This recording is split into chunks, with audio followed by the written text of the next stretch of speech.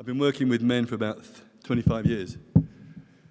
I started off as a therapist, and in those days, training to be a therapist, pretty soon men who started to train had gone, and pretty soon I was in a group with 14 women for 2 years. And it was illuminating. I wouldn't exactly call it a pleasant experience for me. And then I got invited to go to a men's conference, and there were 150 men, all looking weird and wonderful, and all looking dangerous. I thought, well, someone's going to get killed around here. It could be me. And I really, for the first time, I started to think about myself as a man and looking around the world at all the things that men do. 98% of the people in prisons are men. We have the odd women's prison, but we don't call them men's prisons because we just know. Most violence is committed by men, child abuse by men, motoring offences by men, suicide in the late 70s%, 76, 77% of suicides men. And we never talk about it. It's like a taboo subject. What is it about men with the violence and everything? And if we're all working towards a better world, which I believe we all are in our own ways, a more balanced world, then I believed that I had to work with men. I had to find out about myself and what was causing my upsets and all the negativity I was creating. And then I realized that a more balanced world would be a good thing, wouldn't it? And it's not just between men and women. It's a lot of the men's work is underpinned by the psychologist C.G. Jung, whose work also underpins, of course, recovery. All recovery was based on the work of Jung. So the idea was that we have masculine and feminine parts of ourselves.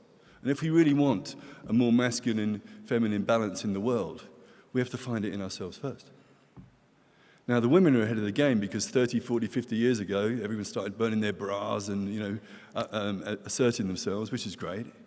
Women have become more balanced. But men are being dragged screaming and kicking into accessing their feminine because we have resistance. We don't want to be girlish. We're tough. I was brought up with the kind of John Wayne school of masculinity, I've got 3 bullets in my leg, I'm on my 3rd divorce, I've got an ulcer in my stomach, I've just gone bankrupt, but I'm fine. Fine. I'm just fine.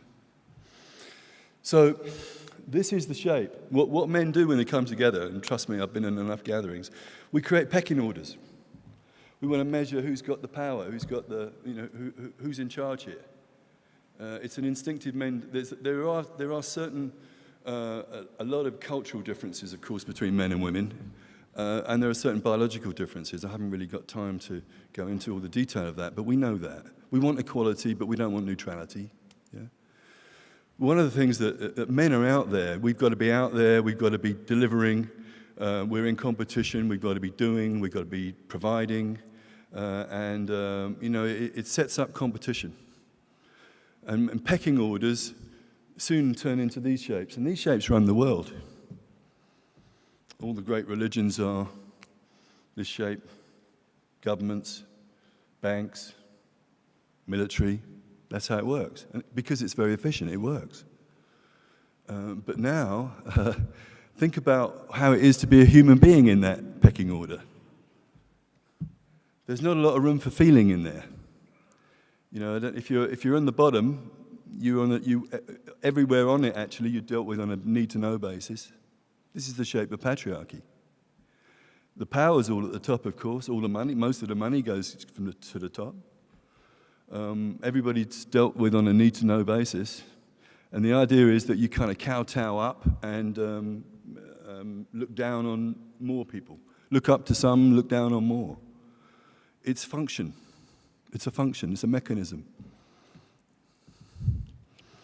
There's no place for feeling in it.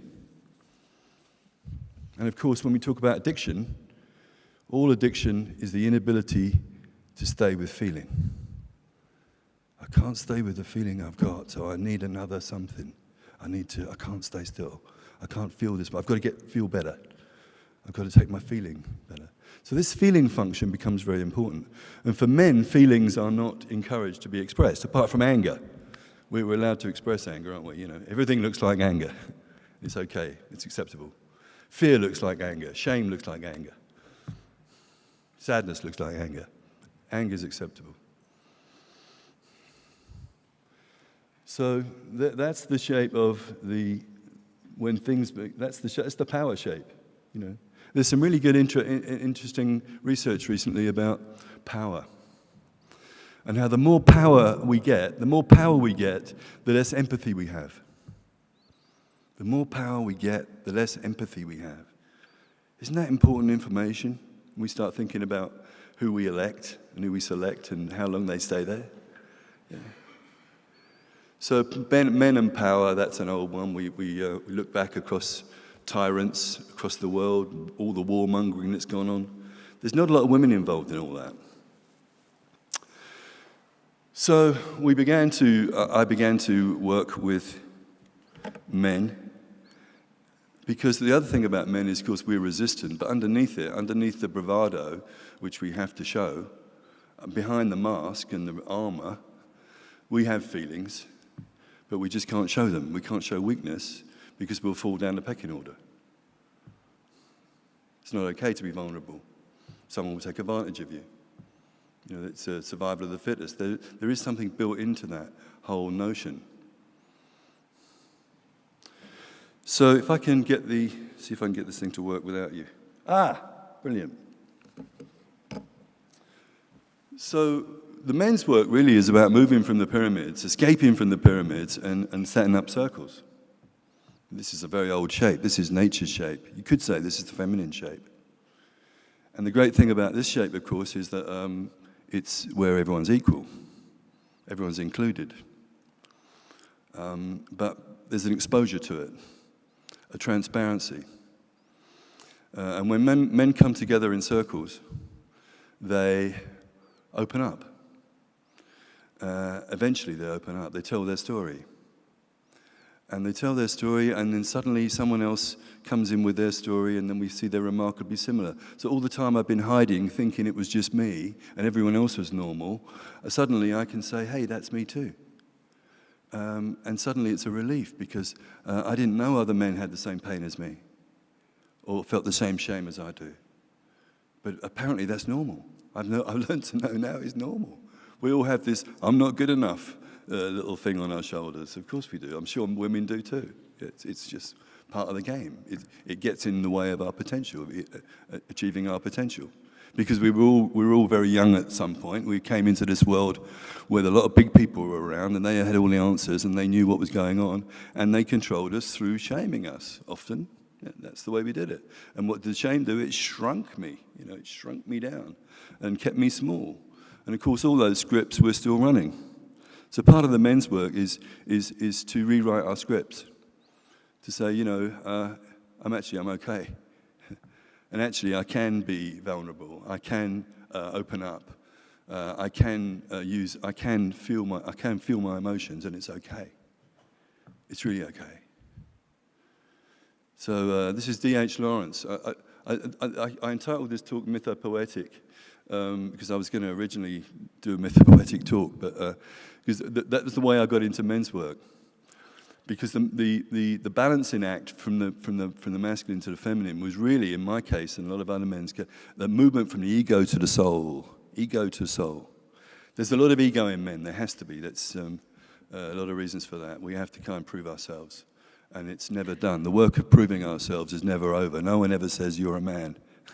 But of course, women instinctively know when they're a woman. It's a biological fact. It happens.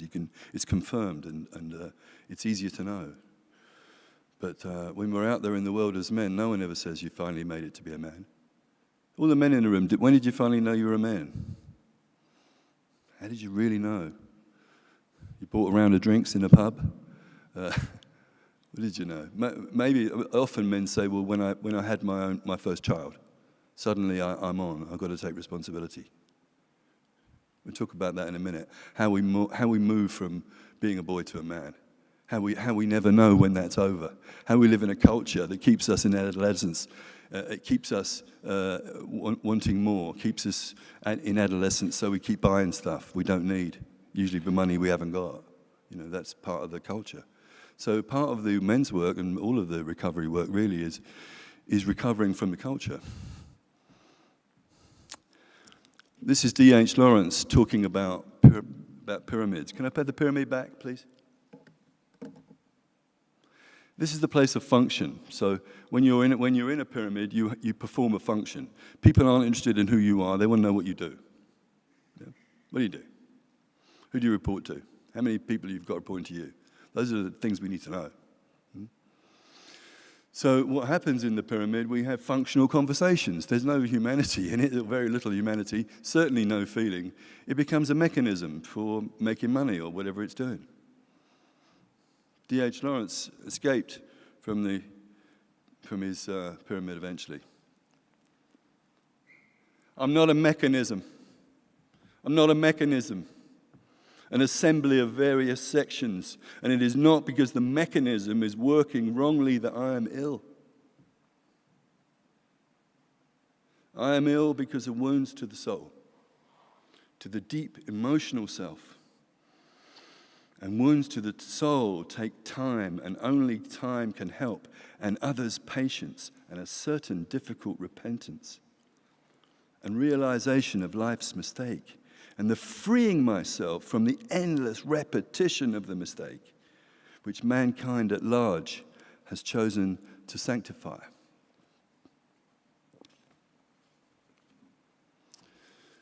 So, how do we know? What I do now, what I did back then, we started to work with an organization that was began in America called the Mankind Project. And the Mankind Project sets up a contemporary form of a process of movement from a boy to a man. The indigenous people knew that had to be done. Way back through time, right across the world, indigenous people understood that boys who were not tempered, whose ego was the center of the universe, what thought they were, who were power-driven, when the testosterone kicked in when they were at puberty, if they were not tempered by the men, the society would not survive. So they set up processes whereby people would understand their responsibility to the community and their gifts that they could provide and their contribution to the community. And of course, a lot of that died, and initiation or rites of passage turned out to be indoctrination into the army or whatever it was, in materialism. So the Mankind Project sets up those processes in a contemporary form, and then there's an ongoing circles that are provided for. Can I have the circles back, please? Thank you. Ongoing circles so that men can actually integrate what they learn into their lives. So I started to work with those men, and a lot of it was sort of midlife crisis. What did I do wrong, and how can I adjust my life so that I can at least live out the second half of it in a way that learning from my mistakes rather than repeating them. And we learn it from other men. It's a lot easier for a man to learn from other men than he can from a woman. Because part of the initiation process or the rite of passage process was to make a break with the mother. It was necessary. It was necessary in order to have a healthy relationship with a woman. You had to make the break with the mother. And then you would go out into the world and you would be initiated into the great mother, the great miracle, the great mystery of life, of nature, and understand your relationship to it and your partnership with it. That was the new relationship with the mother, and the relationship with the real mother changed, often change of name. Yeah. So those are so in men's circles, three healthy things happen. And these are, I call antidotes to depression, because depression, as we know, is an epidemic. And when my feelings are suppressed or repressed and not expressed, I get depressed. That's the short form. So when I feel angry, where can I go with that? Nobody wants to know. They just say, go somewhere else and be angry. It's okay if you're sad, we'll comfort you, but if you're angry, no, thank you. Yeah. So the Mankind Project was a place I could be angry, and everyone just said, okay, it's all right, it's okay. Is that all, or have you got any more? You know. I learned from the expression of my emotion that I felt better. And then I also was with other people who were on the same wavelength as me, so other men who were on the same wavelength as me, and I could connect to them, so I wasn't alone anymore, and I felt better. And then I realized that what they were doing, their business model is very subversive. They actually come back at the next time with the men who've been in the circles, and they help the next lot of men who they don't even know, a complete lot of strangers, and help them heal. And that's a meaningful thing to do, and I felt better for doing that too. And that's the way that is, and that goes on, and that work carries on. There are lots of circles now all over the world, and there are a number of circles. The Mankind Project runs pretty well in the UK and Ireland, and some men I know from the Isle of Man have been to that. But it wasn't addressing the problem that I really wanted to address, which was the young men. Most of the young men in prison that I met, and I've worked in a few prisons, didn't have a relationship with their father, and if they did, it was a very fractious relationship, broken for whatever reason. And therefore, they didn't have any access to positive male role models. The way it goes is that young men will imitate what they admire, and they'll imitate what's around, you know. And many of those times, the things to imitate are, well, not ideal. So the idea was then we began this project called A Band of Brothers, which I've been invited here to talk about, which I will talk about this afternoon, where we recruit men from the local community. We train them as mentors, and they are there. Then they hold the space for when the young men come, and they pair up as mentors for those young men. Some of them are about to go into prison, or some of them have just come out of prison. If you go into prison, you know, it's very difficult to recover from that one. There's a lot of it, because once you go into prison, it defines many of the young men. It defines the rest of their life, even if you don't become dependent on prison. So the results have been pretty good, and the whole idea of masculinity, working with these boys to empower them, so that they get to know they don't have to steal anything or be violent with anybody to get what they want. They can get what they want in positive ways. And the men get a lot out of that project too, and that's the little talk I'm going to do this afternoon. Called The Trouble with Boys is the Trouble with Men. Most of the boys in the prison that I've met, a lot of them anyway, some of them are pretty difficult, but a lot of them are just silly. They just made a mistake. And what we're trying to do is make the mistake that they can learn from. All mistakes are potential learning experiences. I brought all these poems up here now, and I'm finishing off, and I don't...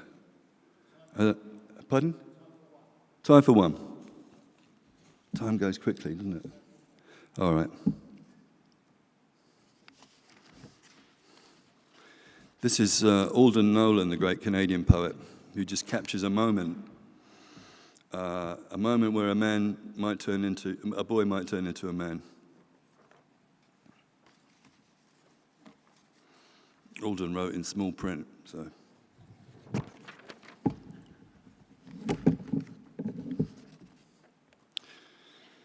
It's snowing hard enough that the taxis aren't running. I'm walking home, my night's work finished, long after midnight with the whole city to myself, when across the street I see a very young American sailor standing over a girl who's kneeling on the sidewalk, refusing to get up, although he's yelling at her to tell him where she lives so he can take her there before they both freeze. The pair of them are drunk, and my guess is he picked her up in a bar and later got separated from his buddies, and at first it was great fun to play at being an old salt at liberty in a port full of women with hinges on their heels. But by now, He wants only to find a solution to the infinitely complex problem of what to do about her before they both fall into the hands of the police or the shore patrol.